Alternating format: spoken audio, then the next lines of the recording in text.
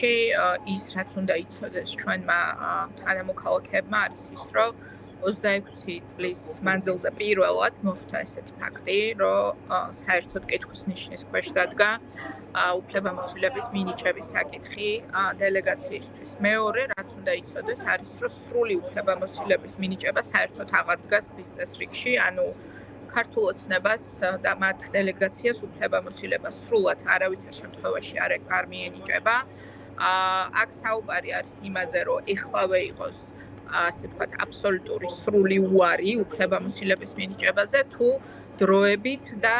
შეზღუდული უფლებამოსილება შესაბამისი პირობებით მათ მიეცეთ რაღაც პერიოდით, რამდენიმე თვის ვადით, იმ მიზნით, რომ არსებობს მოსაზრება ევროსაბჭოს შიგნით, რომ ესე უფრო გაზრდიან წნეხს ქართულ ოცნებაზე და ბიძინა ივანიშვილზე, თუ დაუწესებენ კონკრეტულ პირობებს, შეუზღუდავენ მანდატს, მაგრამ ჯერ ასე ვთქვათ, სრულად არ ჩამოართმევენ უფლებამოსილებას. ნახოთ გადაწყვეტილება საბოლოოდ როგორ გამოიკვეთება. ეს გადაწყდება უკვე კენჭისყრა, როდესაც შედგება, იმიტომ რომ კენჭისყრაზე უნდა იქნას მიღებული შესაბამისი გადაწყვეტილება, ამიტომ მე წინასწარ არ მსურს რაიმე ვთქვა, იმიტომ რომ რაც არის მნიშვნელოვანი არის ის, რომ ჩვენ აქ უკვე მესამე დღეა ძალიან აქტიურად მუშაობთ, ძალიან კარგია, რომ ყველა ოპოზიციური ძალა, უпростоრად გამარჯვებული პოლიტიკური პარტია არის აქ ჩამოსული. ეს ერთიანი ძალისხმევის შედეგი არის, რომ დღეს აბსოლუტურად სწორი ინფორმაცია არის მიტანილი ევროსაბჭოს ყველა პოლიტიკურ ჯგუფამდე, კომიტეტამდე, ფაქტიურად ყველა წევრამდე, იმიტომ რომ ჩვენ უამრავი შეხვედრები გვაქვს ყოველდღე და ხვდებით ეროვნულ დელეგაციებს ცალ-ცალკე ფორმატში. ასე რომ მე მაქვს მოლოდინი, რომ გადაწყვეტილება, რომელიც იქნება მიღებული, იქნება ქართველი ხალხის საუკეთესო ინტერესებიდან გამომდინარე. საუკეთესო ინტერესი არის, რომ ქართული დელეგაციის უფლებამოსილება არ ცნოს ევროსაბჭომ, დავაკონკრეტებ. საუკეთესო გადაწყვეტილება იქნება ის, რომელიც გააძლიერებს წნეხს ივანიშვილის რეჟიმზე მაქსიმალურად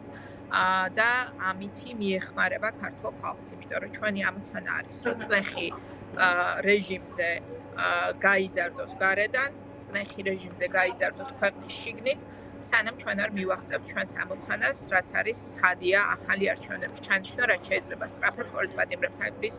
საკითხის მოგვარებასთან ერთად. კი ბატონო, სალომე, როგორ ფიქრობთ, თუ 4 დეპუტატი ოცნებიდან არჩავა სტრასბურგში, ეს რაღაც გადაწყვეტილების მიღებაში დაეხმარება ივანიშვილს ჩანიშნოს ახალი არჩევნები, თუ ამ ამბავს აღიქვამთ რაღაც საერთო სურათის ფრაგმენტად, რომელიც ვთქვათ მიზნამდე მიიყვანს ოპოზიციას, როგორც თქვენ ამბობთ, გამარჯვებულ პოლიტიკურ ძალებს. ოპოზიციას არა, მიზნამდე უნდა მივიდეს ქართველი ხალხი და ქართველი ხალხი მათ შორის იმით, რომ ბიძინა ივანიშვილის და რუსეთის წარმომადგენლებს აღარ ექნებათ შესაძლებლობა, რომ მოატყუონ თუნდაც დარჩენილი ნაწილი საზოგადოების, ვისაც აჯერებდნენ, რომ რაღაცა მათთვის რამე ადგილი არის ევროპაში. ვფიქრობ, რომ ეს დაეხმარება ქართულ ხალხს, მეტი სიცხადე იყოს მათ მომავალთან დაკავშირებით. რეალობა არის ის, რომ საქართველო დღეს უბრუნდება 25 წლის წინანდელ მდგომარეობას, იმიტომ რომ ჩვენ 25 წელიწადი მოძრაობდით ევროპული მიმართულებით და ევროსაბჭოში გაწევრიანება და ის, რომ ჩვენ აქ ჩვენი დელეგაცია ყოლოდა, ეს იყო უზარმაზარი მიღწევა საქართველოსთვის, აქედან დაიწყო ჩვენი მოგზაურობა ევროპული მიმართულებით და როდესაც ვიღაცა რუსმა ოლიგარქმა იმიტომ რომ რუსეთმა ესე მოთხოვა და იმიტომ რომ საკუთარი ფული და საკუთარი კორუმპირებული რეჟიმის ფული დაიცვას, ესე სანაგვეზე გადაგვიგდო ეს მთელი მრავალი ათწლეულის ნაშრომი, მე რას ძველოდები არის რომ კიდევ უფრო მეტ ქართველი გაბრაზდება, კიდევ უფრო წარედ გაბრაზდება ჩვენი საზოგადოება და გაიზრდება მათ შორის ქვეყნის შიგნიდან დაუმორჩილებლობის კამპანია წნეხი არალეგიტიმურ ხელისუფლებაზე და ასევე რა თქმა უნდა არაღიარების პოლიტიკის გამყარება ქვეყნის გარეთ არის ძალიან მნიშვნელოვანი, რომ ეს რეჟიმი მოექცეს იმ სანქციების წნეხის ქვეშ, რომელსაც ჩვენ ველოდებით ქვეყნის გარედან და აი ნაწილი რომ რაღაც ნაწილი რომ თქვენზეც გაბრაზდეთ, აი ჩათვალოს რომ აი ჩავიდნენ და მოითხოვეს და იმიტომ არ ცნეს უფლებამოსილება რომ ისინი ითხოვენ და რაღაც ამ ტიპის რეაქცია რომ ქონდეს ნაწილს მოსმენილი გვაქვს ეს სულელეები, რომელსაც სამწუხაროდ მათ შორის ზოგიერთი ოპოზიციური განწყობის ასე ვთქვათ ხალხიც იმეორებდა, მოგვისმენია ესეთი სულელური რუსული პროპაგანდა, მათ შორის კანდიდატის სტატუსზე, როდესაც მიმდინარეობდა მსჯელობა და დარწმუნებული ვარ, რომ რუსული პროპაგანდა ალბათ შეეცდება იგივე ნარატივის გამეორებას, უბრალოდ ძალიან კარგი იქნება, რომ ამ ჯერზე ამ სისულელეს მხოლოდ ქართული ოცნების პროპაგანდა იტყვის და ამას არ გაიმეორებს არავინ, ვისაც თავისუფალი აზროვნების უნარი შერჩა რუსეთისგან და რუსეთის დავალებას არ ასრულებს, იმიტომ რომ ყველა ძალიან კარგად ხედავს, არჩევნები გააყალბა ქართულმა ოცნებამ, ევროკავშირზე უარი თქვა ქართულმა ოცნებამ, საკუთარ მოქალაქეებს დაერია და დაალეწა ძვლები ქართულმა ოცნებამ შექმნა ახალი მეთოდები საკუთარი მოქალაქეების წამების, მათ შორის ამისთვის განკუთვნილ რაღაც სპეციალურ მიკროავტობუსებში. მათ ყავთ დაპატიმრებული დღეს 50-ზე მეტი ადამიანი უკანონოდ პოლიტიკური აზრის გამოხატვისთვის, მათ მიიღეს კანონმდებლობა, ჩვენ დღეს ვრცელი შეხვედრა ჰქონდა მათ შორის ვენეციის კომისიასთან არალეგიტიმური პარლამენტის მიერ მიღებულ დრაკონულ კანონებთან დაკავშირებით, რაც შეეხება გამოხატვის თავისუფლების შეზღუდვას, ასე რომ პასუხისმგებლობის საკითხი არის ძალიან ნათელი რუსეთმა დაავალა ივანიშვილს, რომ საქართველო იყოს ბევრად უფრო დაშორებული ევროპული სივრციდან, ვიდრე ის იყო რამდენიმე თვის წინ და ამას ასრულებს ამ დავალებას. კი ბატონო, სალომე, ასეთი კითხვა მაქვს თქვენთან. გუშინ ვუსმენდი ბადრი ჯაფარიძეს, სხვა არხის ეთერში, ფორმულას ეთერში იყო, სადაც ასეთი რამ თქვა, რომ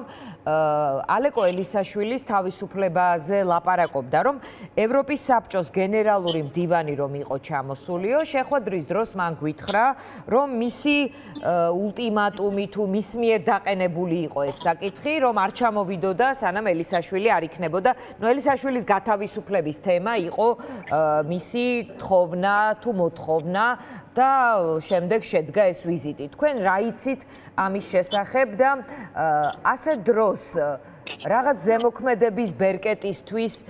ჯობია თუ არა რომ ასეთ ორგანიზაციებთან როგორიც ევროპის საბჭოა კონდეს კომუნიკაცია ქართულ ოცნებას თუ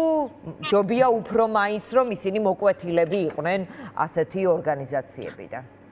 ხო, ნუ რაც შეეხება ბერსეს ვიზიტს, ეს ვიზიტი იყო აბსოლუტურად მოუმზადებელი და ნახეთ, რომ შედეგი გამოიღო ნულოვანი, პირდაპირ ვიტყვი. აი თქვენი თანაკოალიციელი გათავისუფლდა როგორც აღმოჩნდა. ჩვენი თანაკოალიციელის თავზე დღესაც კიდია საქმე, ასე რომ გათავისუფლებული ის არ არის, გირაოთი არის დღეს, არავის არ მოუხსნია სისხლის სამართლის ბრალდება მის წინააღმდეგ. ისევე როგორც უამრავი სხვა ადამიანის მიმართ, ზოგიერთი მათგანი ციხეში ზის, ზოგიერთი მათგანი ციხეში შიმშილობს, ზიამავლობელი სიკვდილის პირას არის ისლამის მიყვანილი ამ რეჟიმის მიერ და ზოგიერთი არის დროებით გამოშვებული თავდებით. მოდი პირდაპირ ვთქვათ, რომ არც ერთი ეს ადამიანი თავისუფალი არ არის, იმიტომ რომ ყველა ეს ადამიანი, ყველა ამ ხალხის თავზე კიდია სისხლის სამართლის ბრალდება და აგერ 6 თებერვალს არის ალეკო ელისაშვილის სასამართლო ჩანიშნული, ასე რომ რა გათავისუფლებაზე არის ლაპარაკი, მე არ მესმის, ის რომ ასე ვთქვათ, ის იქნა დროებით ახლა არ არის ციხეში, ეს არ ნიშნავს სისხლის სამართლის დევნის შეწყვეტას. ჩვენი მოთხოვნა არის ცალსახა, რომ უნდა შეწყდეს სისხლის სამართლებრივი დევნა ყველა პოლიტიკური პატიმრის და ჩაინიშნოს ახალი არჩევნები. ამ თვალსაზრისით ვამბობ მე, რომ გენდინის ვიზიტი არანაირი შედეგით არ დასრულებულა და ამან აჩვენა კიდევ ერთხელ რომ ამ რეჟიმთან სხვა მეთოდებით არის მუშაობა საჭირო, მათ შორის დიახ იმ მეთოდით, რომ აი აქ დღეს სტრასბურგში ცალსახად მიიღონ გადაწყვეტილება, რომ ან ეს ასე ვთქვათ, უფლებამოსილებები არ მიენიჭება, ამ დელეგაციას მიენიჭება დროებით შეზღუდული არასრული უფლებამოსილება, გარკვეული პირობებით და ამ პირობების შეუსრულებლობის შემთხვევაში რამდენიმე თვეში გაუქმდებათ ეს უფლებამოსილებაც. რაც შეეხება თავის მოტყუებას, რომ ამ რუსულ რეჟიმთან შეიძლება რამეზე შეთანხმება, ჩვენ ეს უკვე გამოვიარეთ, მიშელის შეთანხმება მინდა ყველა შევაგრძენო. ყველამ უნდა იცოდეს, რომ არანაირი მიშელის შეთანხმება 2 აღარ იქნება. არაფერს სხვაზე ჩვენ არ ვაპირებთ ამ ხალხთან საუბარს, გარდა ახალი არჩევნების ქართული ოცნებაც ამას ამბობს, რომ არანაირი მიშელი 2 არ იქნება და რომ არც ახალი არჩევნები არ იქნება. ქართულ ოცნებას წინ ელოდება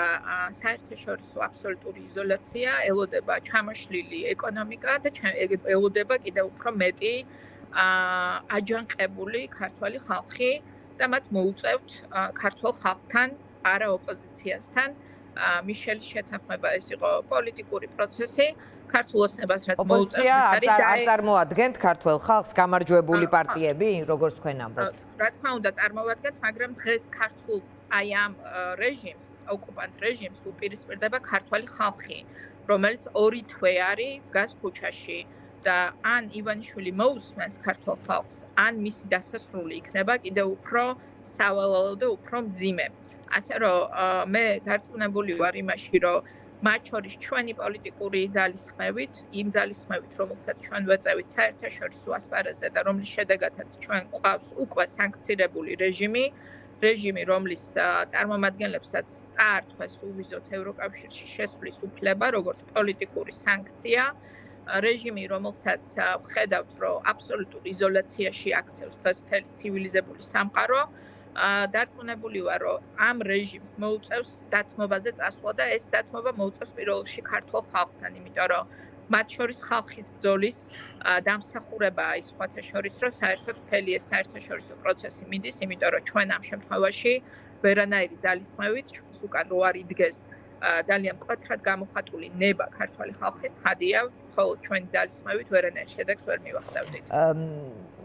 სტრასბურგიდან ასევე კომენტარს აკეთებს მიმდინარე პროცესზე წულუკიანი, რომელიც იმედის სტუმარი იყო და ასეთი რამ თქვა, რომ რამდენიმე ეს ექსტრემისტები ევედრებიან აქაურებს დავსაჯოთ საქართველოს და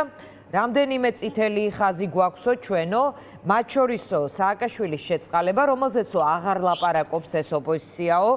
ზურაბიშვილის ლეგიტიმურ პრეზიდენტად ცნობაო და ესო შუამდგომლობაში ტექსტად დარჩა და ამაზეც აღარ ლაპარაკობენო, ახლა მიდის კამათი ჩვენს მესამე წითელ ხაზზეო, რომ არ გეგმავთ 2028 წლამდე საპარლამენტო არჩევნებსო. შეგიძლიათ მეტი გვითხრათ ამ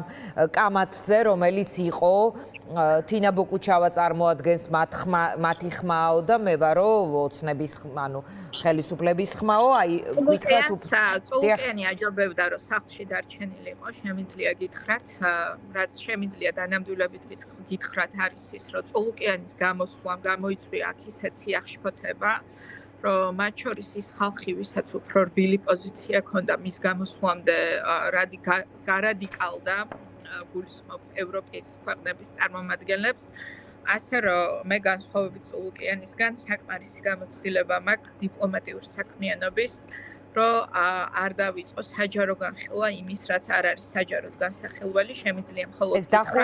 დახურული სხდომა იყო, არა მედიისთვის ღია? დახურული სხდომა იყო და შემიძლია მხოლოდ ის გითხრათ, რომ ქალბატონი წულუკიანის გამოსვლამ გამოიწვია აბსოლუტური უკუშედეგი და მე კმაყოფილი ვარ, ხშირად უნდა გაუშვან ქალბატონი წულუკიანი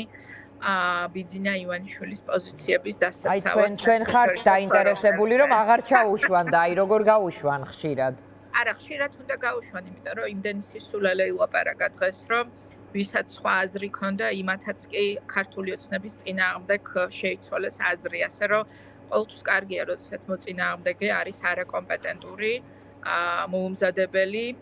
და აბსოლუტურად, ასე ვთქვათ, არასწორი წარმოდგენებით